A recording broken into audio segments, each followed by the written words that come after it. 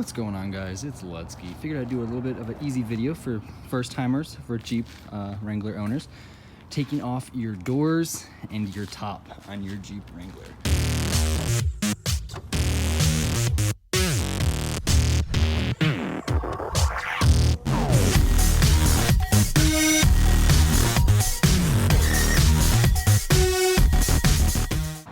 So I went ahead and I got a little bit started to kind of give you a feel for everything you're going to need for this.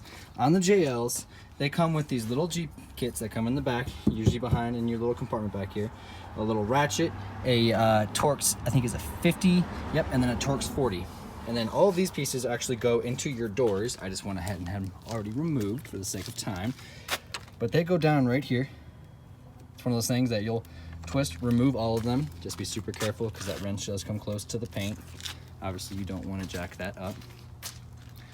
For those that have seen pictures and videos, people are moving their doors in the past. A lot of guys remove them by the hinges right here. For the love of all that is holy, do not go that route. The reason I say that is, one, you're going to chip the paint on there. It's going to look terrible. Two, you have to realign those hinges to get your door to fit up straight, and chances are it's not going to be straight for the rest of the time you own it, and it's a pain in the butt.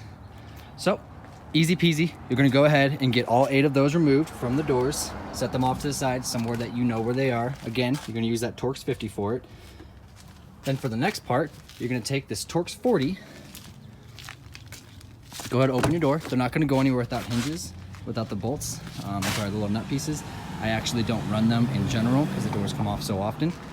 Once you lock your doors, you can't undo it. No one's going to steal your doors. So you're going to be just fine with that. So you're going to go ahead. And if your door has this, now the JLs have it and some of the 2017s and newer JKs have these. They're basically just little door stops so it can stop midway and it doesn't just slam open and closed all on you.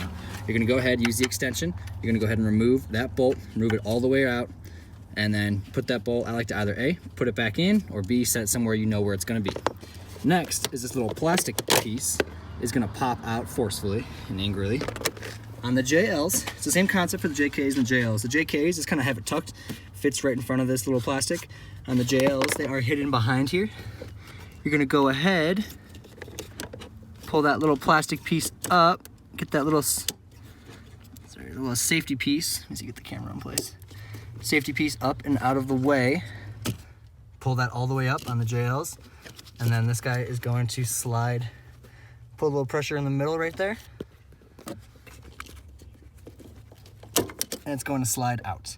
To get it back in, it's the same concept. You're just gonna press it in to where it fits, push it all the way forward, pull the white piece down. It's gonna pull it into place. Put your plastic back on, kind of reassemble from there. Rear doors, same concept. JKs and JLs, once again. If you have this guy, go ahead, sorry. If you have this guy, go ahead and get it removed. JLs kind of have theirs in this nice little piece of plastic, which looks like it's supposed to be there. On the JKs, they do this weird little piece that slide in and never goes the same again. This one's a little bit easier. It just has a small pin right there. Pull it out. Easy peasy. You're gonna put that back together.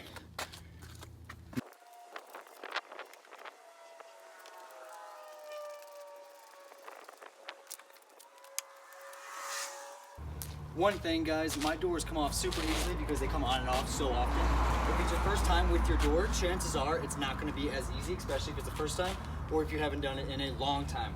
Reason being is inside there is plastic. The little plastic hinges, the little plastic pieces can actually break, and then it corrodes inside of it, causing that guy to stick, and it's a pain in the ass to get out. Don't ever use your jack. A lot of guys say, put a jack under it and just slowly wiggle it while you put force up to it. That's a horrible idea to do it. What you should do is just open the door, grab on the bottom and grab on the inside so you can brace it, and just wiggle it back and forth by hand while slowly lifting up. I promise you it will come out at some point. Don't risk putting your jack on the door because you will fold the bottom of it and no one's going to be happy at that point. So let's go ahead and get this back door removed.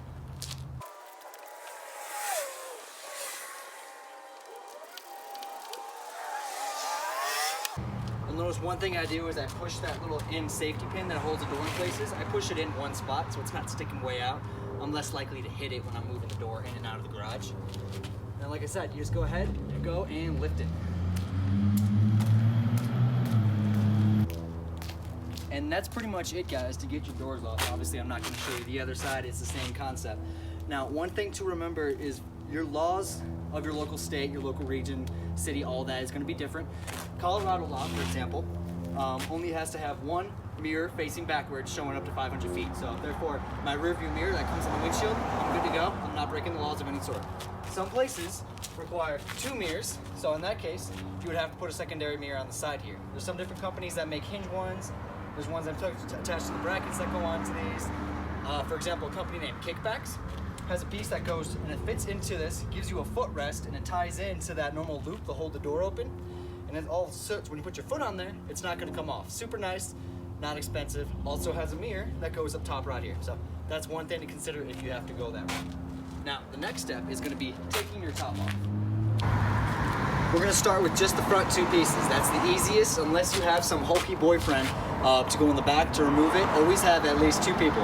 I don't have 2 people with me right now, so I'm just gonna show you how to remove the front and get them apart, and then how to take off the rear if you get to that point. So on the front, you see they have these little pieces all up everywhere. They're normally gonna be in this locked position. Now on the front, you're gonna have this guy. This is the front passenger. This guy is a little pin that moves up and down. It's gonna be the same for the JKs and the JLs. You pull down your visor here, you'll see there's a little footman loop is what they're called. And that's what it connects to.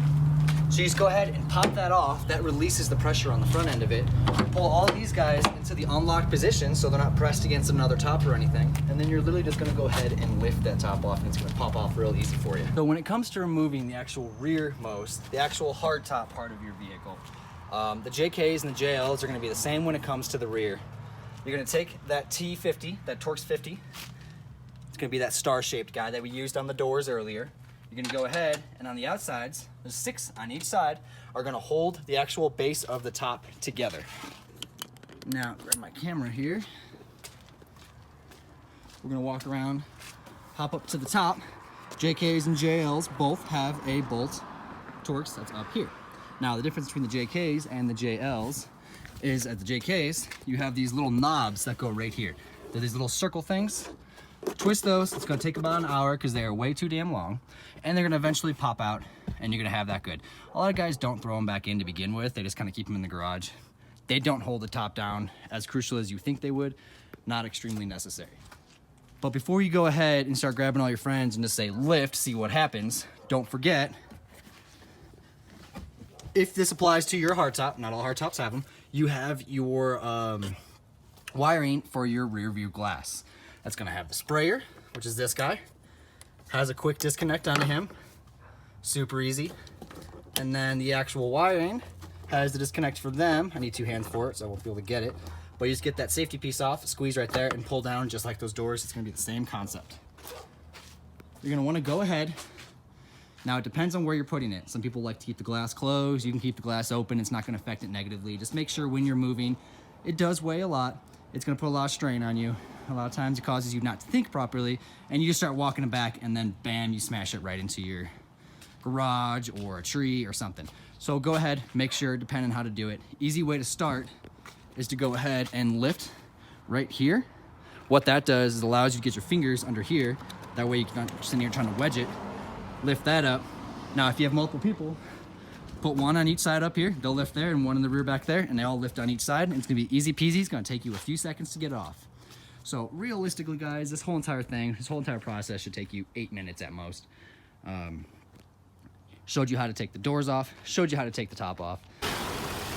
All right, guys, it's as easy as that. Get the top off, get the doors off. As always, thank you for watching. Give me a thumbs up for more videos like this, and I'll see you in the next video.